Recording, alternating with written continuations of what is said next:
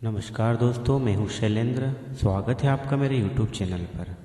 आज की कहानी का शीर्षक है 1 रुपये में ईश्वर। तो चलिए सुनते हैं आज की कहानी।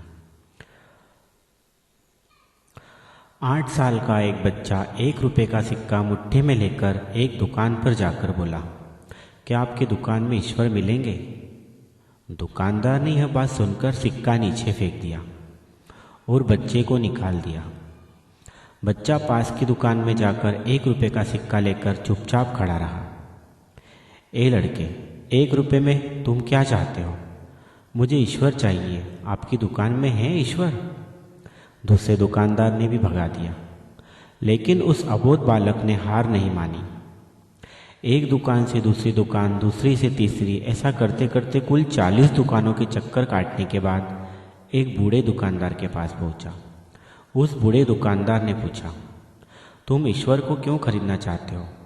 क्या करोगे ईश्वर लेकर? पहली बार एक दुकानदार के मुंह से यह प्रश्न सुनकर बच्चे के चेहरे पर आशा की किरणें लहराई। लगता है इसी दुकान पर ही ईश्वर मिलेंगे। बच्चे ने बड़े उत्साह से उत्तर दिया, इस दुनिया में माँ के अलावा मेरा और कोई नहीं है। मेरी माँ दिन भर काम करके मेरे लिए खाना लाती है। मेरी माँ अब अस्पताल में है। अगर मेरी माँ मर गई तो मुझे कौन खिलाएगा? डॉक्टर ने कहा है कि अब सिर्फ ईश्वर ही तुम्हारी माँ को बचा सकते हैं। क्या आपकी दुकान में ईश्वर मिलेंगे? दुकानदार ने कहा, हाँ मिलेंगे। कितने पैसे हैं तुम्हारे पास? सिर्फ 1 रुपये। कोई दिक्कत नहीं है, 1 रुपये में ही ईश्वर मिल सकते हैं। दुकानदार ने बच्चे के हाथ से 1 रुपये लेकर उसने पाया कि 1 रुपये में 1 गिलास पानी के अलावा बेचने के लिए और कुछ नहीं है।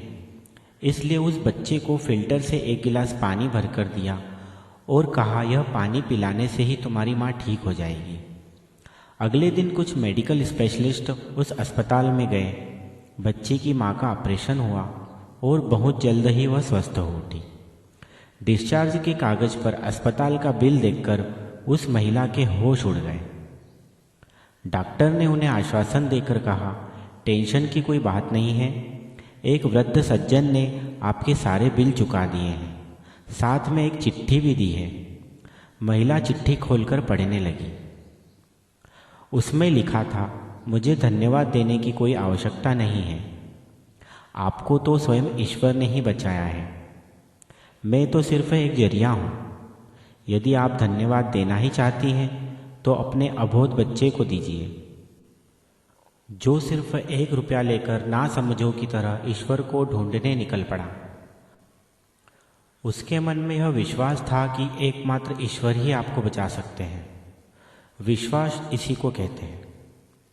ईश्वर को ढूंढने के लिए करोड़ों रुपए दान करने की जरूरत नहीं होती। यदि मन में अटूट विश्वास हो तो वे 1 रुपये में भी मिल सकते हैं। आइए इस महामारी से बचने के लिए हम सभी मन से ईश्वर को ढूंढें, उनसे प्रार्थना करें, उनसे माफ़ी मांगें। धन्यवाद।